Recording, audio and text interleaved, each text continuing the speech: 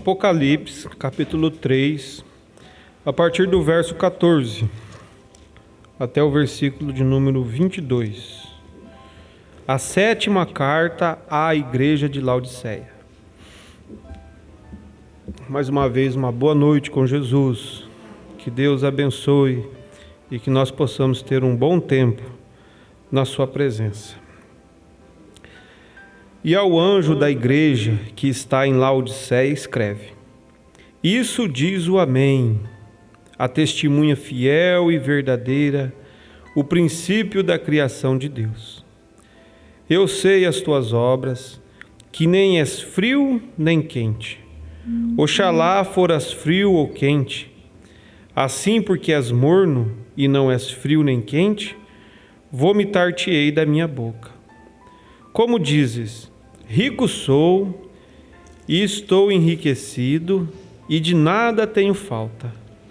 E não sabes que és um desgraçado e miserável e pobre e cego e nu. Aconselho-te que de mim compres ouro provado no fogo, para que te enriqueças, e vestidos brancos para que te vistas, e não apareça a vergonha da tua nudez. E que unjas os teus olhos com colírio, para que vejas. Eu repreendo e castigo a todos quanto amo. Sê, pois, zeloso e arrepende-te. Eis que eu estou à porta e bato. Se alguém ouvir a minha voz e abrir a porta, entrarei em sua casa e com ele cearei e ele comigo. Ao que vencer, lhe concederei que se assente comigo no meu trono, assim como eu venci e me assentei com meu Pai no seu trono. Quem tem ouvidos, ouça o que o Espírito diz às igrejas. Senhor Deus e Pai, mais uma vez, ó Deus, nós nos colocamos em sua presença, agradecidos, ó Deus, e confiantes, pois o que nós ouvimos, ó Deus, são verdades que o Senhor tem trazido através de seu profeta, e isso nos dá segurança, Senhor, para falarmos a mesma coisa também.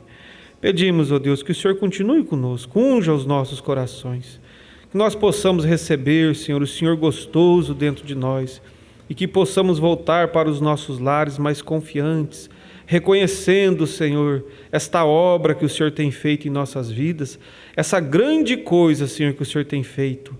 Pedimos agradecidos no precioso e santo nome de nosso Senhor Jesus Cristo. Amém. Podei-vos assentar.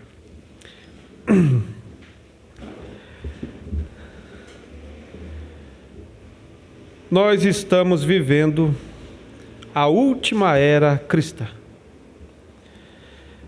denominada a Era de Laodiceia.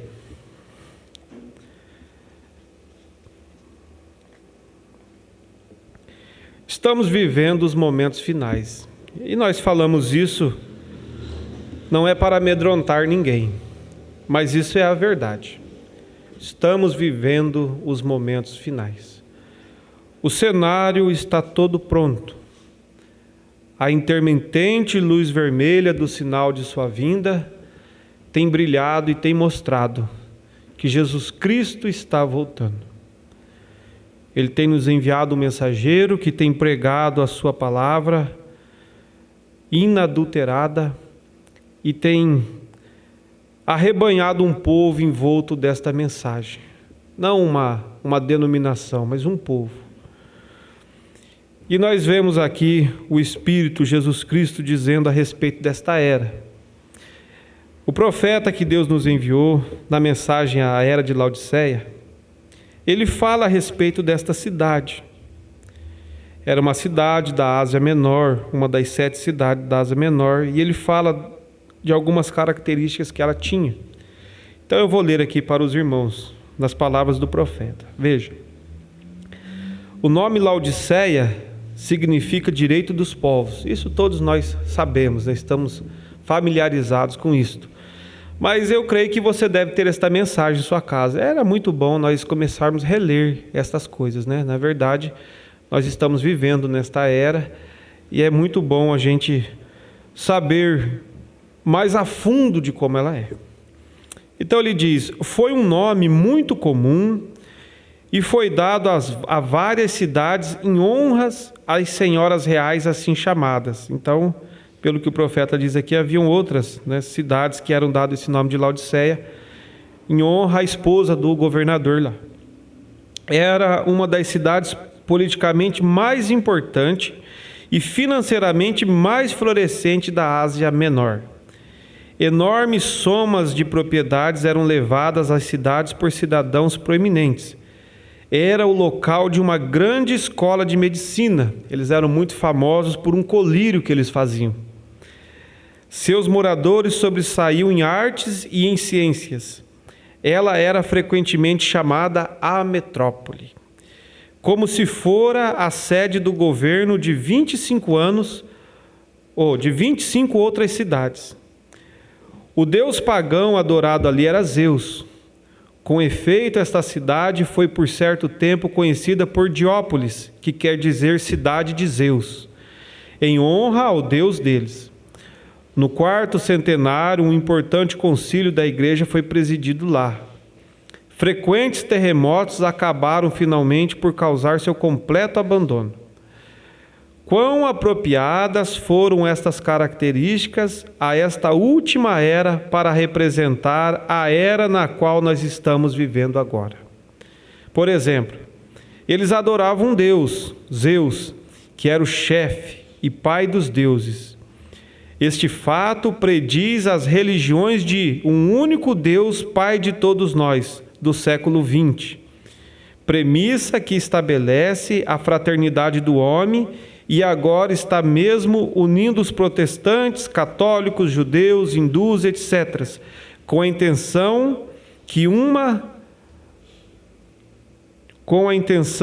forma comum de adoração aumentará o nosso amor, nossa compreensão e cuidando uns dos outros, né? Uma religião única, né? É o que eles estão querendo fazer aí, né? Com essa pretensão, né? De que se fizer assim, nós vamos nos amar mais, nós vamos cuidar mais, né? Visto que todas as religiões são certas, né? Todas são certas, todas falam de Deus, todas querem o bem das pessoas. Esse é o pensamento de Laodiceia.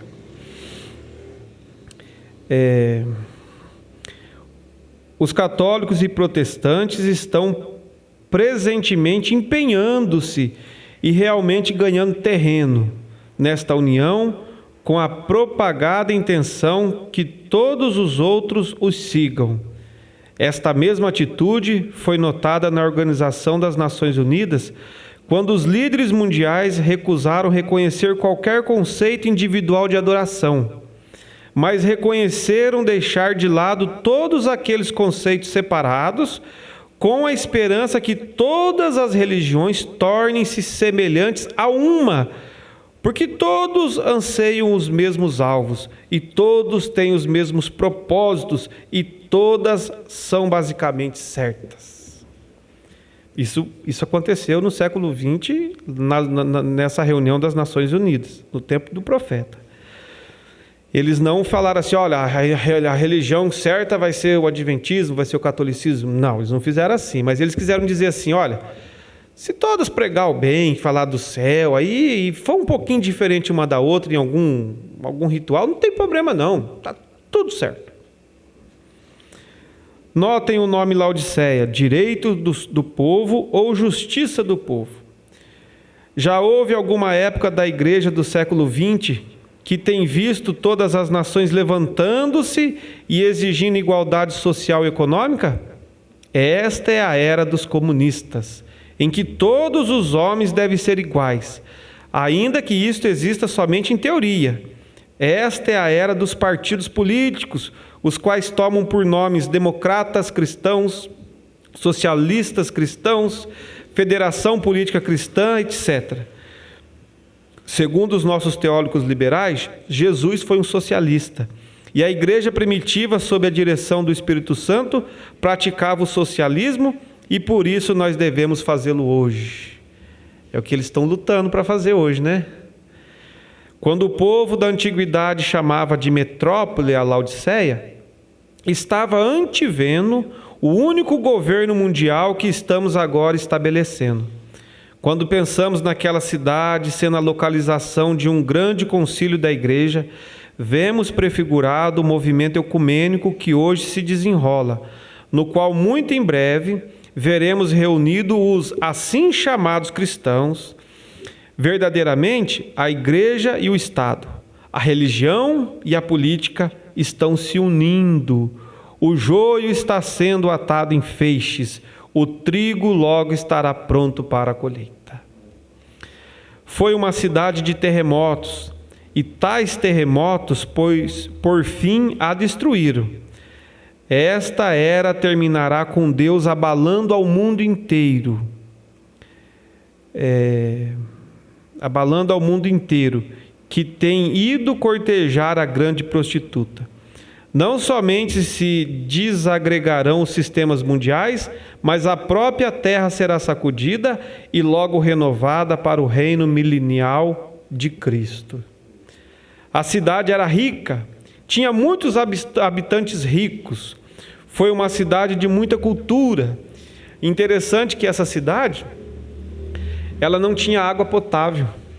A água dela vinha de um outro lugar e eles canalizavam essa água através de uns canos, sabe, de uns dutos. E a água chegava lá morna. Por isso, essa expressão de que as morna, porque eles não tinham água fria, né? A água era morna. E eles também fabricavam um tipo de tecido que era caríssimo naquela época, era tecidos escuros, da cor preta.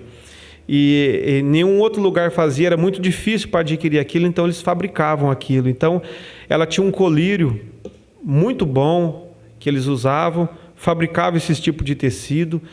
Era como que se fosse, tinha vários bancos lá onde eles levavam dinheiro e a riqueza ficava lá na cidade. Era uma cidade abastada mesmo. E esse é o espírito desta era que nós estamos vivendo. A Bíblia diz assim que se não fosse abreviado aqueles dias, nenhuma carne se salvaria. Porque parece assim que a tendência nossa é acostumando, né? Acostumando. E cada vez que não tem uma correção, parece que nós estamos certos. Não é verdade? Quando você faz algo que está errado e alguém te corrige, você já sabe que aquilo estava errado. Mas se você está fazendo algo e não tem uma correção, parece que você está fazendo certo. E você fica navegando sobre um sentimento falso de segurança, achando que você está seguro. A Nina foi para Toledo uma vez, logo quando ela fez a carteira, né? E foi para Toledo, ela e a irmã Creuza. Vocês foram com o meu Gol, né? Pegaram o carro cedo aqui e foram parar lá em Toledo. Dirigindo na estrada, né? Aí voltaram, você só viu que você não estava com a carteira quando você chegou em casa, né? Foi daqui para lá e passou por todo mundo e pela polícia, né? E sem problema nenhum, né? Quando ela chegou aqui em casa, ela foi ver que ela não estava com a carteira de motorista. Ela tinha uma segurança, né? Que se o guarda me parar, eu vou mostrar a minha carteira para ele. Aí se o guarda parasse ela e ela toda segura, toda convicta que estava com a carteira, fosse mostrar e não estava, que decepção!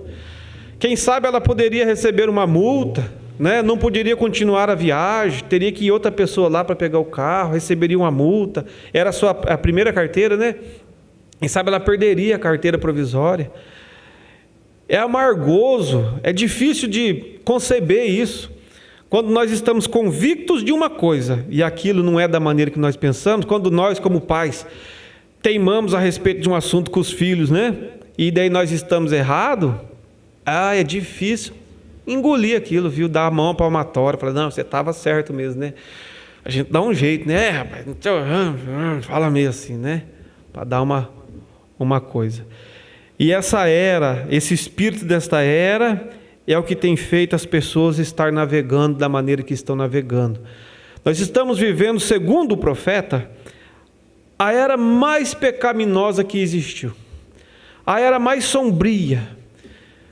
O pecado está aí. Nunca se divulgou tanto o Evangelho de Jesus Cristo como tem se divulgado agora, através dos meios de comunicação.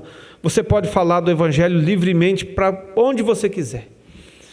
Nunca se pregou tanto, nunca se falou tanto de Jesus, nunca se evidenciou tanto de Jesus. Mas o negócio é que aquilo que é santo, é sacro, tem se misturado com aquilo que é profano. E quando uma verdade está mesclada com ou melhor, quando a mentira está mesclada com 99% da verdade, é aí que é o problema. Eu ouvi um filósofo dizendo uma coisa, e ele disse algo assim, que não fazer é melhor do que fazer errado. Quando acontece um acidente de carro, se você não sabe socorrer as vítimas, é melhor você não socorrer. Você não sabe como tem que atuar, talvez você, naquela ânsia de socorrer, vai e pega a pessoa, movimenta alguma coisa, ela fica paralítica. Então, não fazer é melhor do que fazer errado. E o que tem acontecido neste tempo é isso, o Evangelho, não o de Jesus Cristo, mas este Evangelho que eles estão pregando fácil, que não precisa ter nenhuma... Você não precisa abrir mão de nada, né? Você não precisa fazer nenhum sacrifício. Você pode viver a sua vida da maneira que você quer. Você falando de Jesus é o que está bem, né? Não tem problema. Você acha que Jesus vai se importar porque eu não sou um dizimista? Você acha que Jesus vai se importar porque eu corto, no caso das irmãs, eu corto a ponta dos meus cabelos? Você acha que Jesus vai se importar com isso? Jesus é amor. Irmãos, isso é verdade. Mas eles estão navegando sobre uma falsa segurança. Então, só terminar aqui o que o profeta falou, veja. A ciência abundava. Quão semelhante a hoje. As igrejas são ricas. A adoração é formosa e formal, mas ao mesmo tempo fria e morta. A cultura e a educação têm tomado o lugar da palavra dada pelo Espírito, e a fé tem sido superada pela ciência. Tudo isso demonstra que o homem é uma vítima do materialismo. E em cada atributo, a antiga Laodiceia se encontrava renascida na era de Laodiceia do século XX. Pela misericórdia de Deus, diz o profeta, todo aquele que tem ouvidos para ouvir, sairá dela para não ser participante de seus pecados e do consequente julgamento. Amém. Vivemos a era mais sombria. E isso não é pouca coisa nós observarmos isto. O pastor Joaquim sempre diz assim, dá glória a Deus. Ele não diz nos cultos, dá glória a Deus. De uma maneira simples, né? Ele fala, dá glória a Deus. E é o que nós devemos fazer, é dar glória a Deus, por Ele ter nos alcançado. Porque isso não depende de quem quer nem de quem corre. Há quantas pessoas melhores, mais dedicadas do que nós que estão por aí? Mas Ele chamou a mim e chamou a você. Porque Ele sabia que você aceitaria a palavra dEle como ela é. Eu estava pensando num quadro que o profeta conta numa de suas mensagens, de um pato. Que a mãe pato botou lá e o ovo rolou para um galinheiro, e daí a galinha chocou aquele patinho, né? Ele cresceu lá, ele não conhecia outros patos, só as galinhazinhos, pintainhos, e ele era um sujeito esquisito, né? Diferente, ele andava diferente, ele falava diferente, eles falavam piu, ele fazia quack. Não dava certo a conversa, né? E ele tentava se enturmar e foi sobrevivendo ali, e a mãe dele... A mãe galinha dele devia dar algum carinho para ele, né? Alguma atenção também, né? Mas ele ficava ali, né? meio deslocado. E um dia ele estava andando por ali sozinho, eles estavam catando umas minhoquinhas lá, revirando lá, e catando as minhoquinhas, comendo uma minhoquinha aqui, comendo uma minhoquinha ali, e ele ali, né? Ele ali, com os pensamentos dele, né? De repente soprou um vento, assim, uma brisa, e chegou até ele um cheiro diferente. Quando ele sentiu aquele cheiro, aquilo falou com ele. Ele sentiu algo diferente. Ele falou assim, não, isso fala comigo. E ele gritou à mãe dele, né? E ninguém entendeu, nem os seus irmãos, nem a sua mãe, ninguém entendeu. Eles continuaram ali. E ele sentiu aquela coisa diferente, aquilo mexeu com ele. E ele foi caminhando mais assim, foi deixando o galinheirinho, foi descendo mais um pouco assim, e aquele cheiro foi se tornando mais forte. E ele foi se sentindo mais alegre. E à medida que ele ia em direção àquele cheiro, aquilo ia se tornando real para ele, ia se tornando mais real. E de repente ele ergueu os seus bracinhos para cima e teve o seu próprio Pentecoste. Lá no final do sopé da montanha havia um lago. Eles tinham sentido o cheiro de água. E aquilo falava com ele, a água havia sido feita para ele, não para a galinha, mas para ele. Oh, e ninguém pôde segurá-lo, ele foi para o seu próprio Pentecoste. E desceu naquele lago, e nadou, porque era de sua própria natureza. E isso tem acontecido conosco. Quando Deus nos chamou, por mais que nós refutamos aquilo, algo dentro de nós que veio do próprio Deus, não nos deixou parados, acomodados, de maneira alguma. Nós corremos, ó Deus, para este manancial que é o Senhor Jesus. Está você cansado? Pare um pouquinho, beba um pouco de um gole desta água fria, desta água que é o Senhor Jesus. Isso te dará força para continuar, te dará ânimo para continuar. É a era mais sombria, mas para os cristãos é a era mais gloriosa, pois Deus tem nos enviado um profeta mensageiro. Em Malaquias, no capítulo 4, eu vou ler aqui para os irmãos. É bom nós lermos isso, para lembrarmos daquele primeiro amor, né? Quando nós ouvimos a primeira vez essas coisas, e aquilo despertava na gente um sentimento tão gostoso, né? Que dá vontade de nos converter novamente, para termos aquelas mesmas experiências. Veja, Malaquias 4. Porque eis que aquele dia vem ardendo como forno. Essa era. Todos os soberbos, todos os que cometem impiedade serão como palha. E o dia que está por vir os abrasará. Preste atenção, Munir, nisso. Viu? Preste atenção nisso. Veja o que está por vir para esta terra. E o dia que está por vir os abrasará, diz o Senhor dos exércitos. De sorte que não lhes deixará nem raiz nem ramo. Será um dia terrível. A vinda de nosso Senhor Jesus Cristo será uma maldição para muitos. Será uma maldição para muitos. Eles estão pedindo para que não venha. Mas para vós, para mim e para você, que temeis o meu nome, não é ter medo de Deus, não, é respeito, é obedecer a sua palavra, é cumprir os seus mandamentos, é atuar como o Senhor Jesus Cristo. Mas para vós que temeis o meu nome, nascerá o sol da justiça, e salvação trará debaixo das suas asas, e saireis e crescereis como os bezerros do cevadouro, e pisareis os ímpios, porque se farão cinza debaixo da planta de vossos pés, naquele dia que farei, diz o Senhor dos exércitos. Lembrai-vos da lei de Moisés, meu servo, o qual lhe mandei em Horebe para todo Israel, e que são estatutos e juízo. E eis que eu vos envio o profeta Elias, antes que venha o dia grande e terrível do Senhor, e converterá o coração dos pais aos filhos, e o coração dos filhos aos seus pais, para que eu não venha e fira a terra com maldição. Amém. Isso tem chegado até mim, tem chegado até você.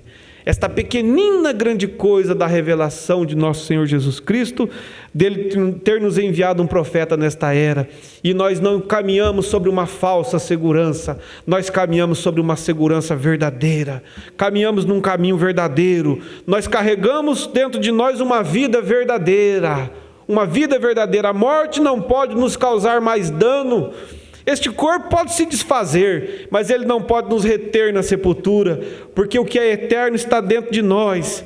E nós estamos aqui, lutando, pelejando, sofrendo decepções, as lutas, todo dia uma luta, uma em cima da outra, mas há uma recompensa, há um lugar de descanso. Levantai as nossas cabeças, porque não é aqui o nosso lugar de descanso. O nosso lugar de descanso é logo ali, muito além do sol, aonde Ele foi nos preparar uma terra. A Bíblia diz assim, que quando Jesus começou a pregar o Evangelho, aquele povo que estava na região, eu vou ler aqui melhor.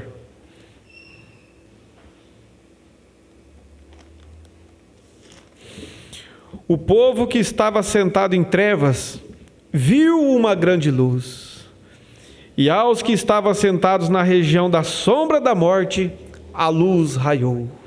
E essa luz tem iluminado esse caminho. Então, irmãos, vale a pena ser um cristão. E isso que nós estamos falando aqui, isso não é um conto, não é uma ficção. Isso é o que está por acontecer. Então nós temos que estar preparados. Temos que estar preparados, é lógico.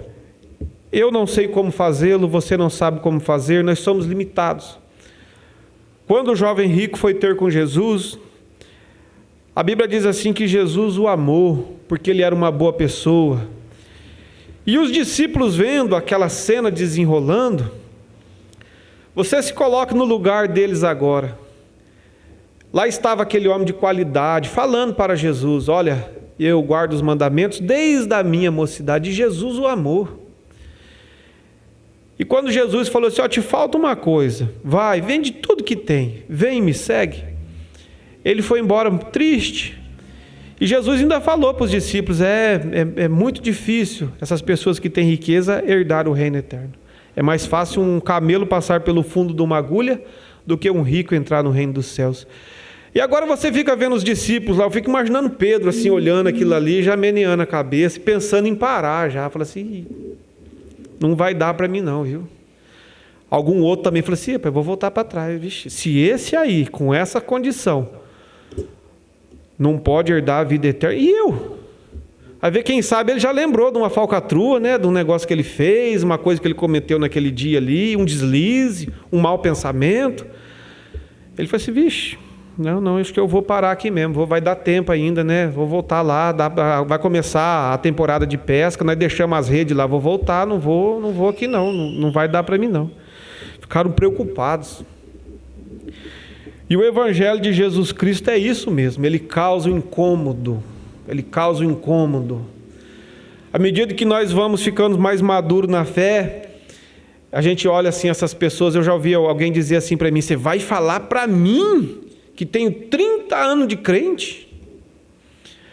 Mas à medida que um cristão vai ficando mais maduro na fé, ele vai vendo o quão fraco ele é, o quão debilitado ele é.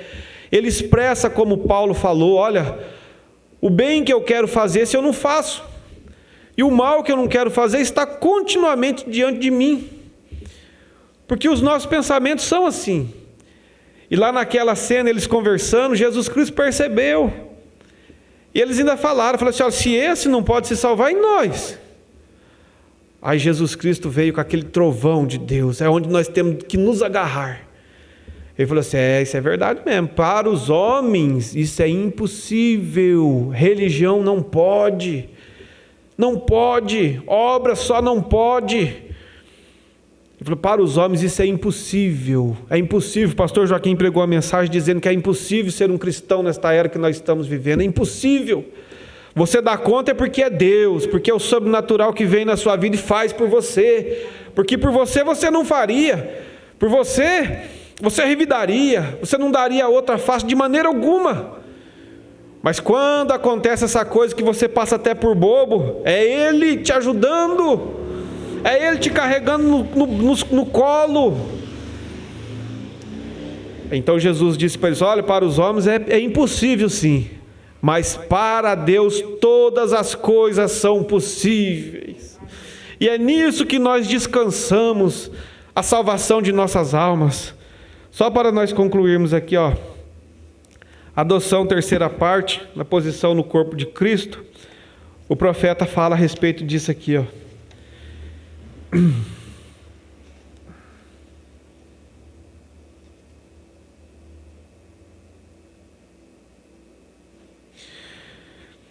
Para mim, a coisa que ele faz é tirar fora todo o pensamento de apostasia. O profeta está falando a respeito de Paulo. Tirar fora todo o pensamento de sempre. Ser um cristão hoje e amanhã estar perdido. E no dia seguinte Deus me condena e no outro dia eu estou de volta outra vez. Isto é um absurdo, diz o profeta. Agora, este livro não é endereçado a ensinamentos evangelísticos, sermões evangelísticos.